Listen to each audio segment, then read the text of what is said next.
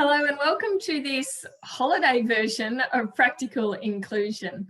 I really wanted to just add a little extra one in for you to watch over your summer holidays before I come back live mid to late January on LinkedIn, because I have an incredible guest who actually has received an incredible award recently.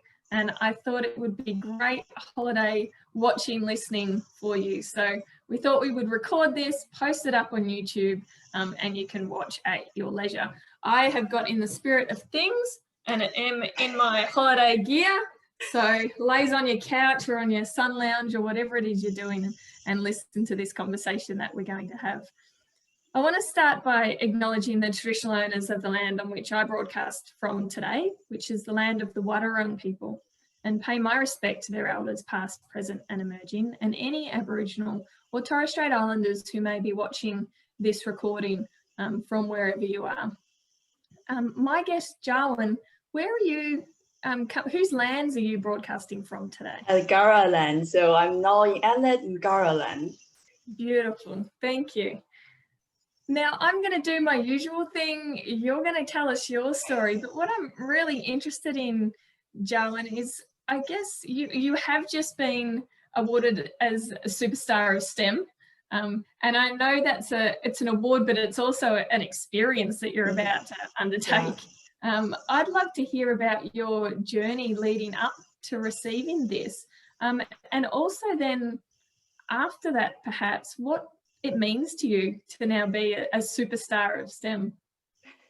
Yeah, really, really exciting journey, and I don't even know what I'm expecting for the next few years, because there are things that actually been listed, but there are also things that I think it's going to happen. Like this interview, like I was just like didn't even expect that, but because of the tweets and we got connected, and really interesting, exciting time. But as you probably about to just introduce myself to you, as you probably can already tell, like from my strong accent, my skin color, I'm not born and raised in Australia. I was originally from China, from a very historic city called Jiawen, and that very historic city actually made the people in the city are all heavily influenced by the traditional, very conservative Eastern cultures. I born with that culture in my mind.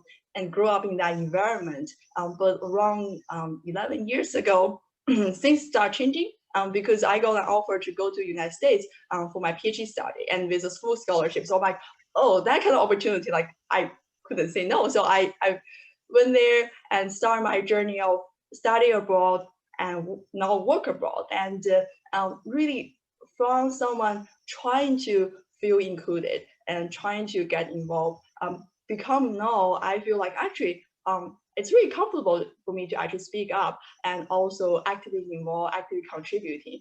So there are a lot of little things I think actually my organization has done, my colleagues, my friends has done, and those are things I really want to share. And I think that also leads me to this Superstar STEM program. Originally, I was here only for a 2-year contract because I was like, oh, coming to Australia for 2 years, that's the best thing you can do, right? It's free tickets to come to Australia, and then you can travel during weekends and holidays. And so I'm like, okay, I'll just come here and then decide whether go back to US or go back to China. But then now it ends up like I have been here almost 6 years because I feel I really enjoy my workplace. I enjoy the kind of work I'm doing and this whole culture here. And I think those actually because all those little things, like my colleagues start making me feel like more comfortable at meetings and at workplace. So really want to share those, and also actually very recently, I know that I'm going to be here for not only the 2 years of Superstar STEM, but actually at least 4 years, because we recently been awarded a big grant, national grant, nearly $1 million. And I'm actually the leading chief investigator on the grant. So it means I need to now lead the team. I don't even know how I'm going to do this, but I'm like, actually, yes, whatever it is, I'm ready to actually give it a go and practice, prepare, and really very exciting project that potentially we could actually build a CI that can help us to further study heart disease and prevent heart disease. So hopefully we can actually get something like out there to improve the health outcome. So and that actually leads perfectly with the Superstar program, because we have like this research project, but also on the other hand, we have this program that I can actually do things I'm really passionate about to advocate for women of color, women in STEM. So yeah, really exciting 2 years, and thanks for having me, because it's giving me the opportunity to actually share what I think about like my journey, and also things that those little things I think actually made a huge difference for my career. Wow, awesome. Now, the scientist in me is just desperate to learn more about the project and the science that you're doing, but that's not what we're here for. Yes, yeah, we can have that in a different conversation. So let's try and focus on inclusion, because you brought up quite a few things, even in that telling of your story. And one of the things, I'm going to pick out a few bits of your story there for us to unpick a little. And one of them was you spoke about learning to speak up, or having the ability to speak up. Can you explain a little bit for the audience the cultural context of that, and you know, what it was like for you in China, and then the difference that you found in the US and Australia? Yeah, there's actually definitely very strong cultural influence behind like what I tend to do and what I wanted to do, and now the change, like I'm forcing myself to start speaking up, and then now I feel comfortable speaking up. Because in China, what well, especially for women, we been told when we grow up, we just been told that you have to play small, be someone actually serve others, be someone that actually help other people to shine, but not really we being under the spotlight. Usually, if we go to a meeting, we're the one actually serve coffee or take notes. Other people will do all the speaking, and so I kept having that thought when I first came to Australia, and also when I was in US. I could feeling that, well, what can I add to that meeting? Like if I say something, people may think, well, you don't have that authority. You're so young and no experience, and so why you're the one actually talking about this? So I always just being quiet, and there could be like some like 60 minutes or 90 minutes meeting, and I just invisible for the whole meeting, because I just like feel like, oh, okay, so I just listen, take notes, and then that's it. And then slowly, actually, it was really interesting was because my colleagues and also my employer, my mentors start noticing that at meetings, especially big meetings, like I feel like so scared because there's so many other people with bigger name, authority, and I just don't want to share anything. Or if it could be sometimes also a male-dominated room, like because I'm from engineering background, so it's just like whole room and me, a young female in the room, and also speaking broken language back then, and sometimes it still happens, and I just feel like, oh, why should I speak up? Because I could make myself feel very embarrassed, and also maybe make them feel I'm stepping on their toe if I'm not really directly following their idea. So that really causing a lot of trouble. But then my employee and my mentor start telling me, actually, why not just share your opinion? So they actually call my name at those meetings. At the beginning, it was really awkward and I feel like, what's going on? But then they actually using very friendly way. They told me like, oh, you know, actually, I think you have something valuable to share. And then they asked me, would you like to talk about this? And then it was probably only using them 10 seconds and then wait for me to talk for other 30 seconds. And then that started building me feeling like, oh, actually, I'm comfortable to say something. And what I said over there, they actually value that and they listen to that. I'm like, oh, okay. So slowly I feel like, okay, I can be the one actually hands up and then actually speak up as well. So that really made a big difference. Like small things they have been doing, but it's huge for my career. That's God, that's just the epitome of inclusive leadership, isn't it? Yeah, indeed. Yeah. They provided that space, and they did it in such a respectful way too. It wasn't, come on, you need to contribute, get in there, roll your sleeves up, as a common, very masculine Australian term would be. But they actually did that in such a respectful way and let you know that your opinion was absolutely valued. I really like unpicking this, because there's this concept and this idea around gender equity and cultural differences as well, that talks all about building confidence in women and women of colour.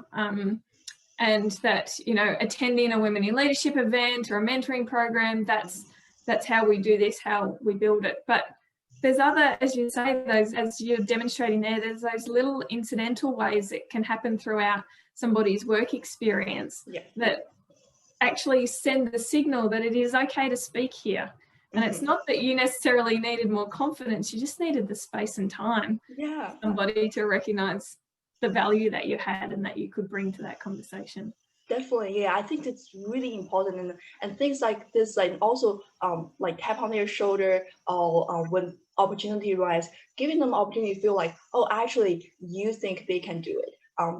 Like that kind of confidence, like reinforce that the value, and I think that made really huge difference. And I think like I also like it's something like slowly and gradually changing. And I actually at the beginning there are also a lot of opportunities that even though I feel like okay maybe I can give it a go, but I just don't want to give it a go because I feel like okay I'm competing with a lot of other people and I just have the imposter syndrome and thinking like why me, and but there are people actually willing to tell me, you know what, I think you have a chance, give it a go. And also things like join committee meeting. Sometimes I found it's useful that actually they involve me in those kind of executive level committee meeting, even though at the beginning I had nothing to contribute, but slowly by just go there, listen to what they care, I start realizing, oh, that's what my organization care. And that's something that maybe I actually have something special, unique to contribute. For example, about international students, because I have been international students, so I know how it's like. About early career researchers, all a challenge, and I have been there, so I have something to say. And then I start realize actually I can be actively involved this kind of high level meetings as well. So it's just gradually changing my perception about myself and the confidence. I think it's something, as you said, it's not only the training, but also it's actually about all the practice, all the experience we're going through. Yeah, awesome. Thank you for sharing that, because I think that's just so valuable for people to hear and understand, and empower, I guess, people who are in leadership roles to be able to recognize the role that they can play and the role that they should be playing. So yeah, I really enjoy that. We spoke a little bit last week, I think, or the week before, about the interview process and presentation skills. And you said something that was really enlightening to me that I hadn't understand, and I'll provide a bit of context because I had been involved in something where people from Asia and from India had been asked to present some of their work. And I had found that perhaps the panel had been swayed by their presentation skills as to whether they were actually, their presentation skills had impacted the absorption of the content from the panel that had been watching. And you said something that was quite enlightening to me that I hadn't really thought through properly. Can you explain what you're talking about? Yeah, so it was really interesting when we talk about this experience, because what I was talking about was like actually my interview experience 2 years ago before I got the Heart Foundation Fellowship. Actually, I had to look for a job. So I was thinking, okay, maybe I should apply for a job in China because that's where I came from. So I applied for a job and then went to that interview process.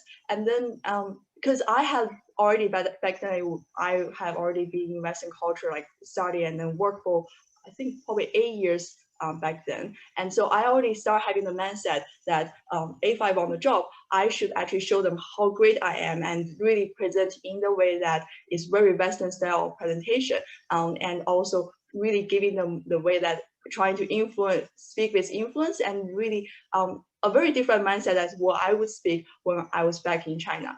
But then I totally forgot that was actually a Chinese interview, and I should actually become the traditional way of how a woman should be like in that interview. So I actually experienced huge counter-culture shock that I gave that interview talk.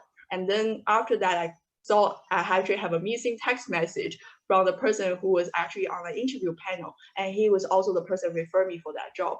And he said, you shouldn't have said that. Please change the topic and actually showing how great this university is and how much you're eager to join the university. And play small. Don't be the one actually showing how shiny your current work is. And I just realized, oh, it's quite different way. And then it's like I probably was actually experienced that when I was first in United States, when I was studying, and also when I first came here. But that time it was more like my Eastern culture encountering the Western cultural standard, because actually everyone have different standards with what they're looking for like at the interview session. And also people have different ways presenting their work, depends on who's their audience. And sometimes we actually don't know what our audience want. So this is where it's really interesting. Bree, you were talking about, like when we were having a chat last week, I think, was that really giving them some suggestion and also tell them what you're expecting, because that can help a lot. If I know that they actually expecting me to talk about how good their university is and how much I'm eager to go there, I will talk about that instead of actually showing off our work and showing that I'm a great candidate for that position. So it's really interesting, very different. Like, and also I can even encounter this kind of counterculture shock. So it's really probably also happening for many people when they first come here looking for a job. Yeah. Yeah, this is just so fascinating, because I think what you've spoke about there, setting people's expectations. And quite often what happens certainly in the Australian context is we'll say you'll have 10 minutes to present your application, yeah, or to put your case forward, but we won't specifically provide any guidance as to what the panel is looking for from that presentation. And so people from a range of different backgrounds will come to that presenting something quite different. And what we're assuming is that they know what the panel is after. And as you described there, in your situation of going to China and doing an interview there, the expectations are really different. Yeah, and we're not always being clear with that. Yeah, it's really the guidance can help a lot. Really give us so we know how we package our story, how we actually tell the story. So it's really important. I think that leads to a lot of really interesting things about, like, actually at work with each meeting. Sometimes I found also useful was if sometimes you found someone is actually not performing that well in a meeting or not really actively involved, actually having some pre-meeting so that they know what exactly going on and when they can be contributing. It could be even just 30 seconds, tell them, actually, I hope you can contribute about your opinion on this topic at this meeting, and just giving them a heads up. So for people like me from a very different cultural background, or someone who just at the time don't really feel comfortable to speak up, then we feel like, okay, I can be prepared for that. So I can actually like really organize myself. So those things I found like really useful to give us a little bit guidance so we know where we need to go. Yeah. Yeah, love it. And the other thing that I wanted to, because that to me is real practical inclusion. Yeah. And I'm going to highlight that when we post this, because I think that this particular topic is really valuable for people to get their heads around and think differently about the way they do ask people to present. The other thing that occurred to me in that situation that I was in was that there was question time. Yeah. And questions were asked, and the applicant was able to answer that question. And in two cases where an applicant was from a different cultural background than the panel members, they actually misunderstood the question. Yeah. So for both of them, English was their second language, and they misunderstood the question and gave an answer. And there was no reframe from the panel members to that question. So it was just left. Their answer was provided and it was left, and there was no further discussion. I wanted to, and I don't know if you've got experience with this, but I certainly wanted to highlight this for the viewers, that if you are asking a question of somebody for whom English is their second language and they answer it incorrectly, don't assume that that's because they don't have the right answer to the question. They may just not have understood the question.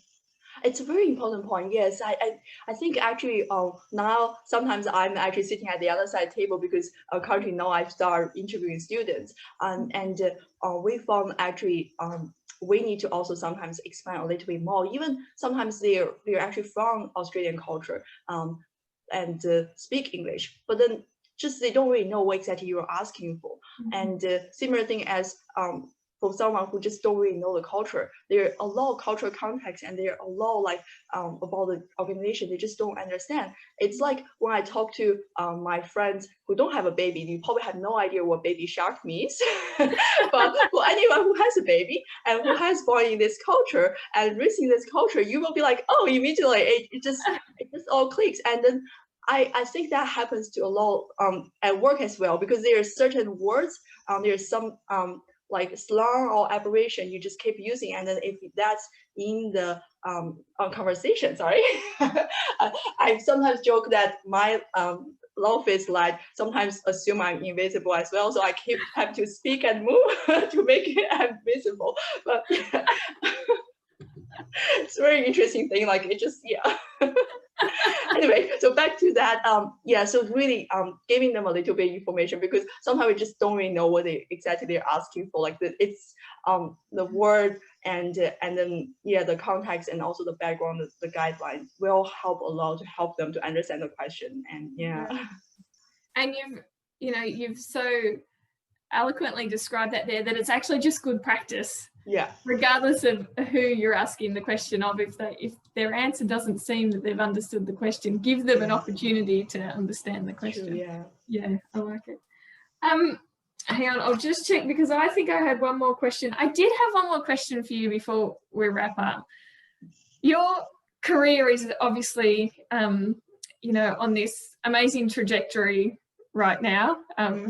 You're seeing some great outcomes from the hard work that I'm sure you've put in over many years.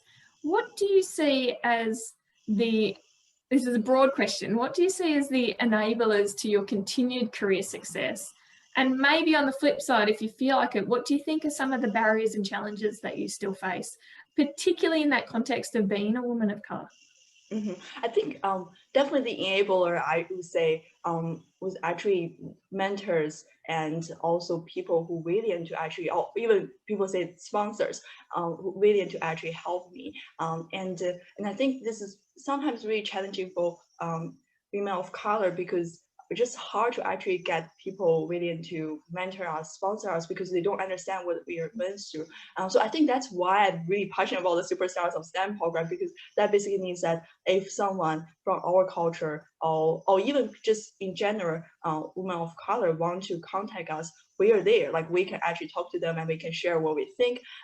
So that, I think it had made huge difference for my career, because my mentors, my sponsors, they try to understand what I'm being through. So they sometimes actually tell me, even though they're not really from Asian culture, but some of them are actually from a different country and then now live in Australia. So they told me what they have been through, and being a woman, what they are managing with their work-life balance, and how to manage the expectation of their husband because of their work, because we all have to really work really hard for to be at this position and then keep going. And then there's a lot we need to manage to how to balance the life back home as well. So all that, I think it's really valuable to have someone around me supporting me. And now I'm still facing a lot of challenge, because I just feel that being like looking young and also Asian, it's sometimes I don't have the authority to actually speak at a meeting. So even though I can now contribute very comfortably, but I still having trouble to actually lead the meeting. So that's why I mentioned that now I'm managing this nearly $1 million grant, and I now need to manage a big team. I still don't really know how I'm going to do this. So I actually feel like this is a great opportunity to push me out there to really speak up and actually be the one leading the meeting and be the public face of this whole project. So really a low challenge in front of me, but also exciting time. Yeah. Awesome. So my little takeaways from our discussion today have been this. I think almost the most important thing that's weaved through this is that importance of inclusive leaders and sponsors in a person's career. And I don't think we can undervalue that, because it is so important, and it's had obviously such an impact on your career. that doesn't negate the amazing intelligence and innovation and everything that you've brought to the work. It's just enabled it and empowered you to have that space. The other would be around setting expectations when it comes to interview processes or application presentations or whatever it might be, to really recognise the cultural differences that exist. And it's not that there is a right way or a wrong way. It's not that the Australian way of interviewing people is a right way. It's that we all have different experiences, and how we make sure that we set the expectations clearly so that everybody has the best chance of success in those processes.